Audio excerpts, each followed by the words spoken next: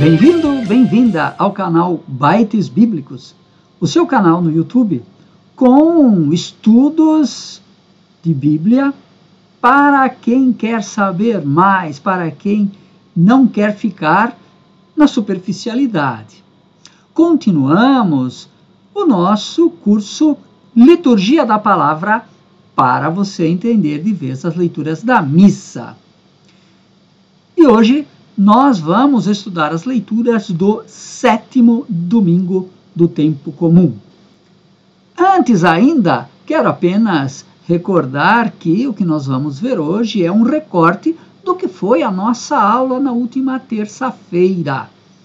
Quem participa do nosso curso online, além de ter explicações mais detalhadas, poder interagir com os professores, também recebe um material exclusivo, além, obviamente, da convivência, ainda que virtual, com os outros que participam do nosso curso.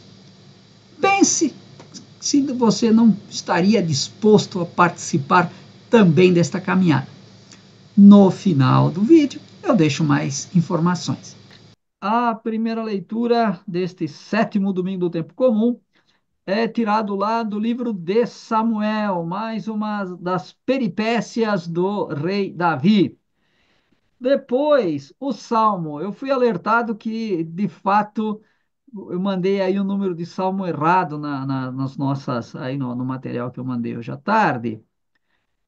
Não é o Salmo 11, eu acho que estava lá, mas é o Salmo 102 ou 103, mas apenas aqui estava errado, lá na frente estava certinho. Depois, continuamos com Paulo tentando convencer os corintianos de alguma coisa.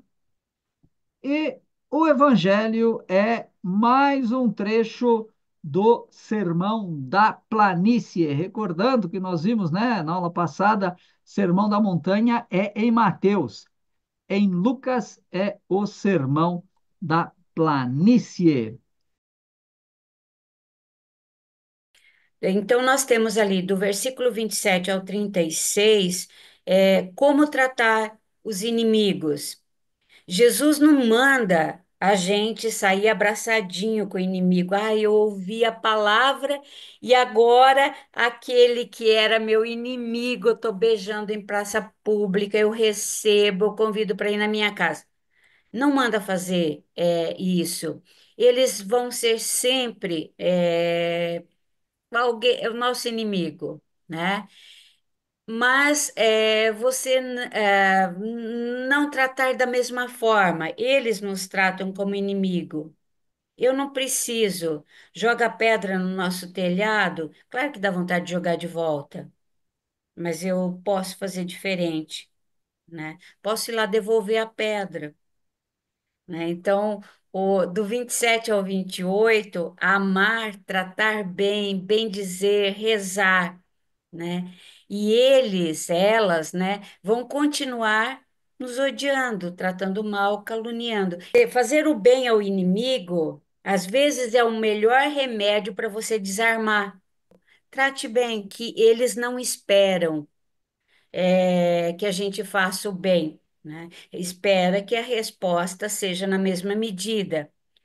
Do 29 ao 30, apresentar a outra face. Aqui, quem já fez curso comigo, eu vou repetir isso só para não negar o que eu já falei tantas vezes em sala de aula. Existe toda uma compreensão transmitida ao longo da nossa tradição cristã, da nossa tradição católica, que é um ato de se humilhar. E o Evangelho não está falando isso.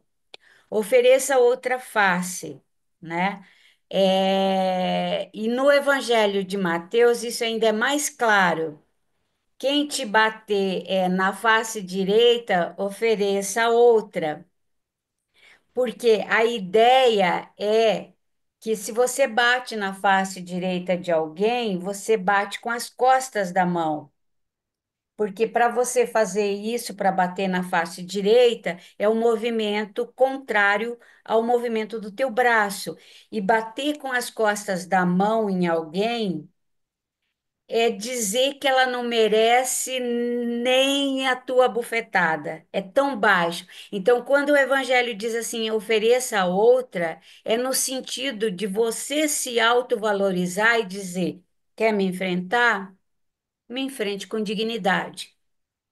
Então, menos do que um ato de se humilhar e tudo mais.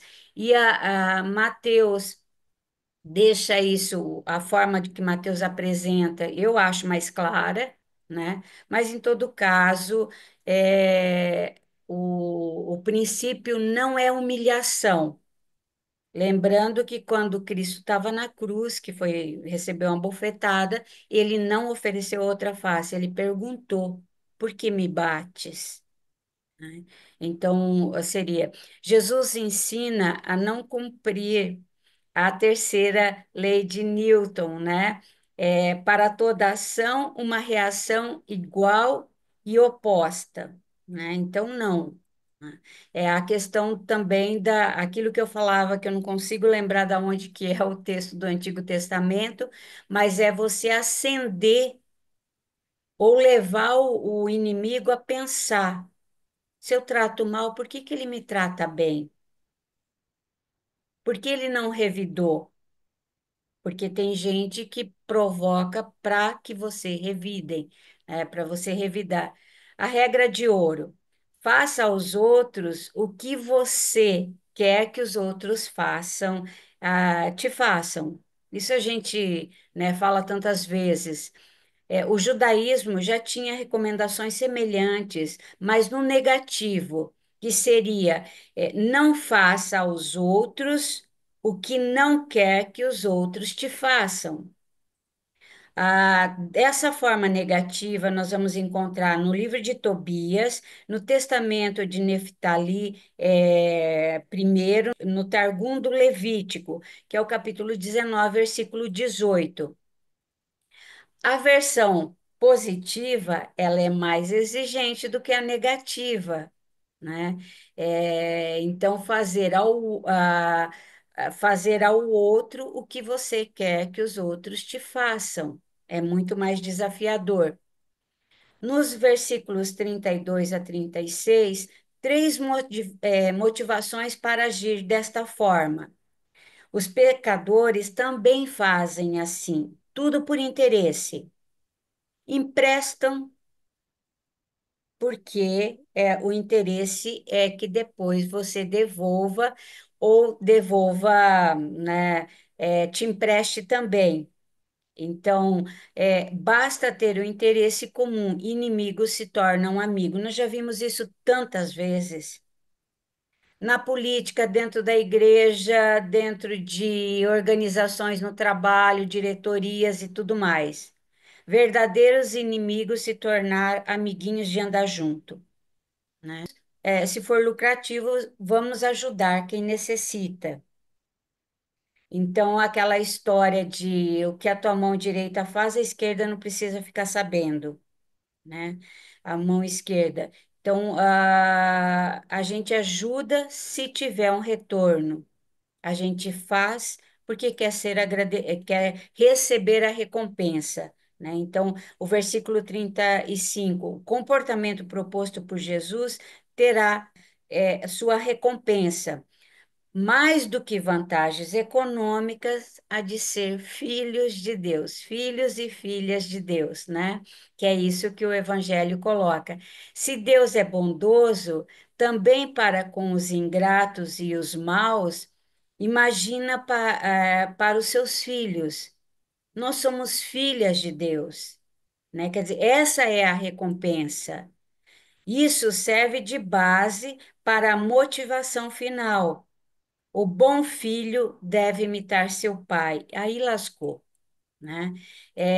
Lembrando que imitar esse amor de Deus é passar a vida inteira tentando se aproximar ao mínimo, porque o amor dele mais é o nosso dever. O relacionamento em comunidade, lembra que foi falado, do 37 ao 38.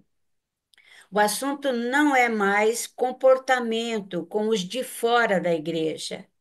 Princípio básico que está no final do versículo 38. Da maneira como tratamos os outros, Deus nos tratará. Aqui lascou mesmo, né? Duas proibições e duas ordens: não julgar, não condenar, perdoar e partilhar, né? Então, essa questão do tratar, né, está também dentro do Pai Nosso, né, que Ele nos perdoe assim como nós perdoamos. Retornar o tema da grande recompensa, que é a segunda parte do versículo 38, que já está lá no 35, mas agora em grau máximo.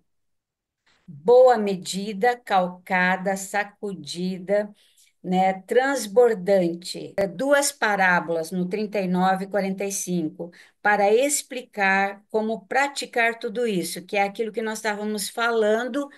Você analisando o evangelho de hoje, a gente percebe que esse bloquinho aí do 37 ao 38 deveria estar emendado com as duas parábolas que vão dar sentido a todo esse tratado aqui nos versículos.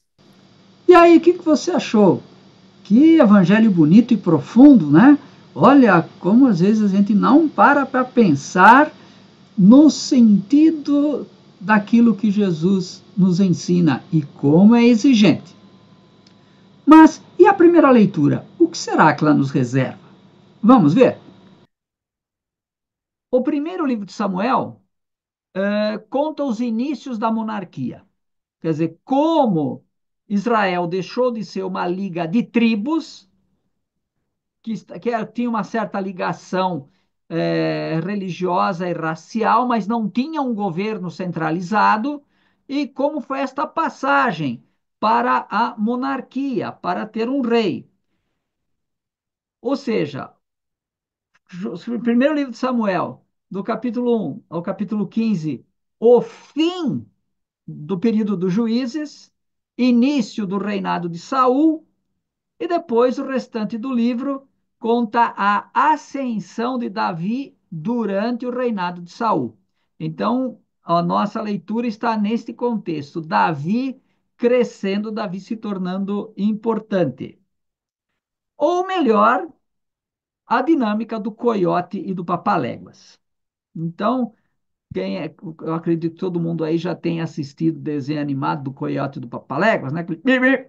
Aquele, aquela historinha de desenho animado. E ela ajuda a gente a entender o relacionamento de Saul e Davi. Guarda essa ideia. Quem nunca assistiu o desenho do Coiote e do Papaléguas, vai assistir para entender a história de Davi e Saul, né? Então vamos ver. Saul, o Coiote.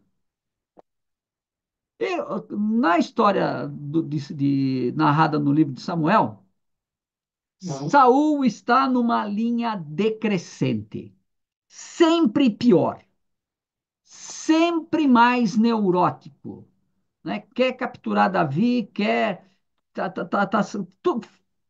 faz tudo direitinho, planeja tudo e nada dá certo.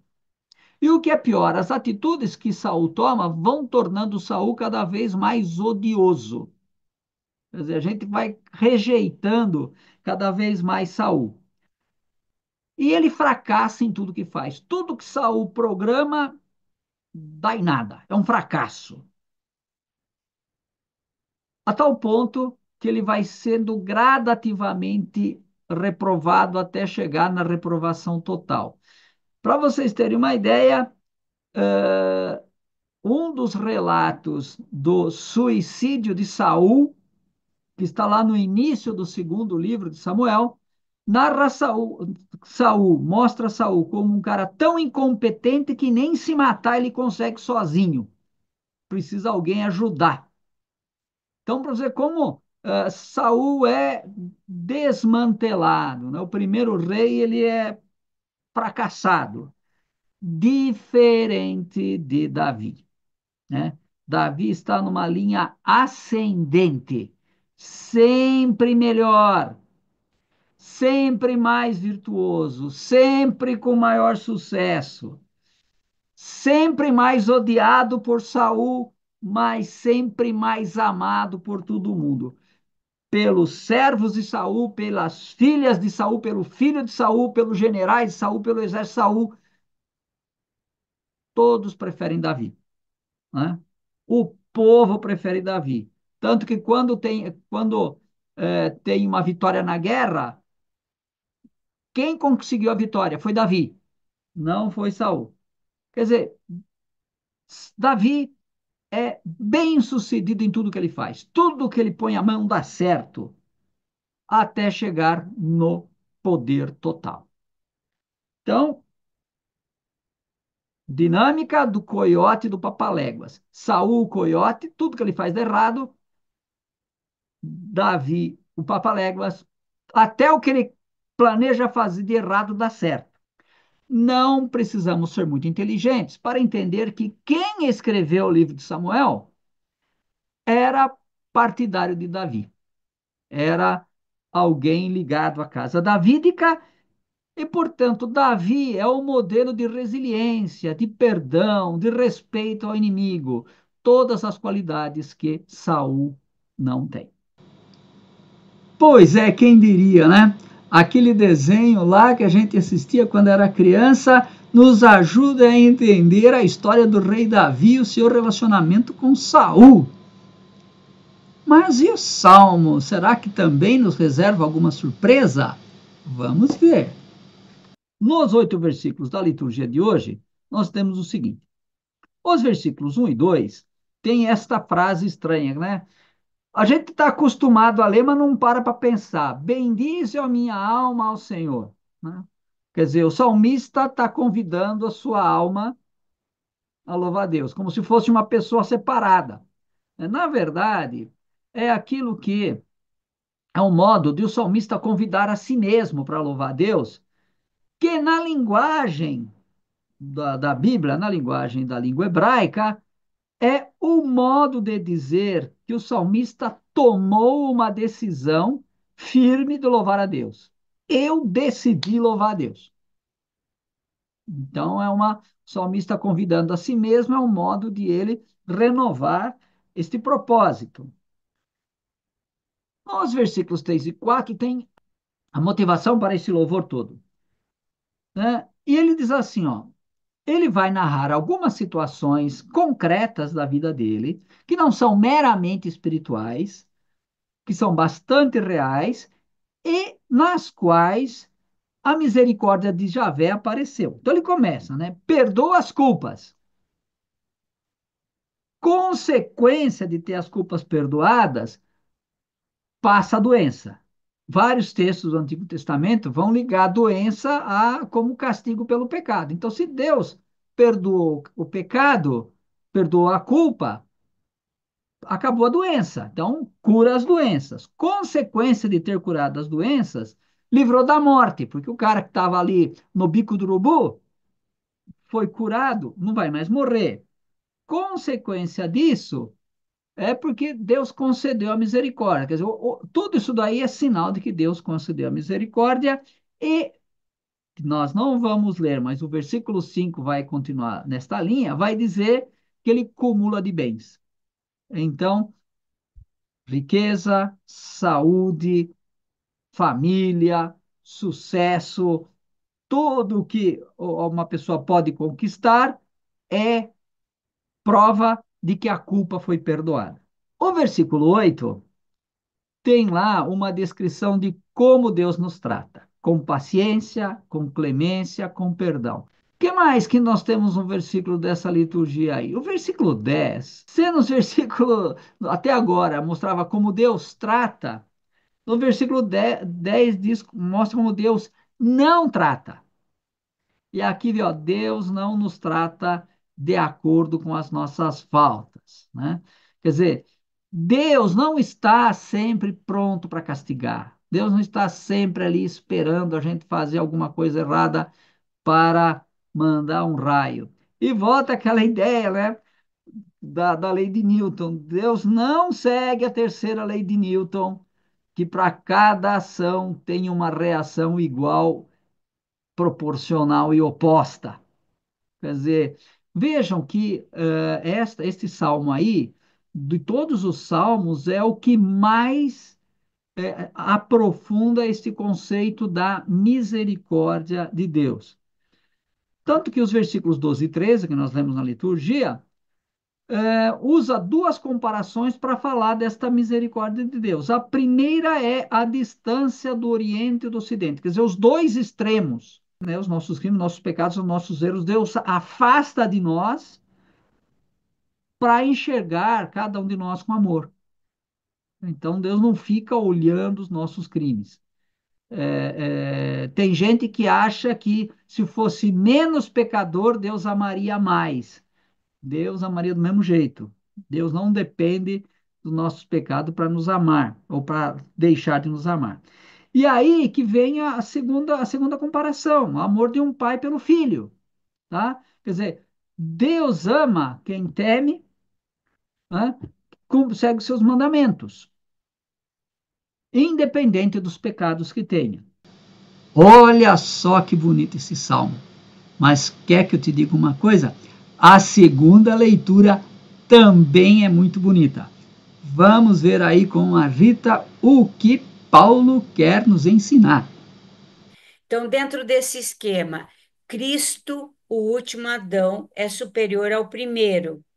Então, nós temos aqui o último Adão, o ser humano definitivo. Nós temos Adão e Cristo. Mas olhem só, novamente, nós estávamos ali fuçando nas Bíblias, veja na sua Bíblia, ser vivo ou alma vivente, como está na Bíblia de vocês? Recebeu o corpo, o sopro vital, a vida física, né? Então, dentro desse aspecto. E aí nós temos o Cristo, Espírito vivificante, concede a vida, não só física, é natural, físico, igual corruptível, é espiritual, igual incorruptível. É isso que está na leitura de hoje, né? É terreno, Adam, né, do hebraico. A ideia, né, o termo, a compreensão é que foi tirado da terra.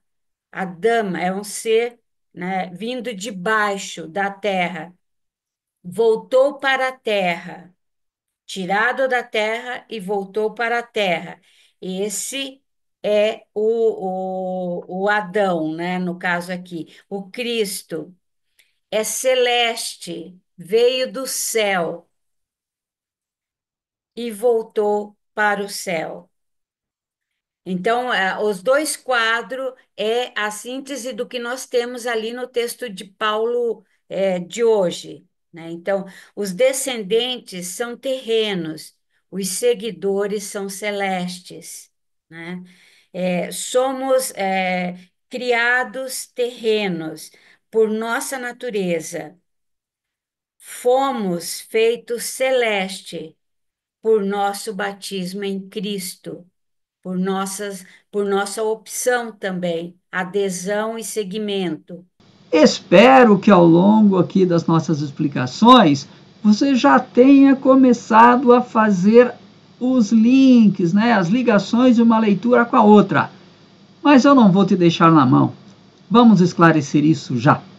O Evangelho, a primeira leitura, fala de como tratar inimigos e perseguidores. Né? O Evangelho tem lá que Jesus ordena amar, fazer o bem, bem dizer, né? Rezar pelos inimigos, etc. E a primeira leitura mostra Davi que poupa a vida de Saul. Mas aqui nós temos que observar duas coisas. As motivações são diferentes. Né?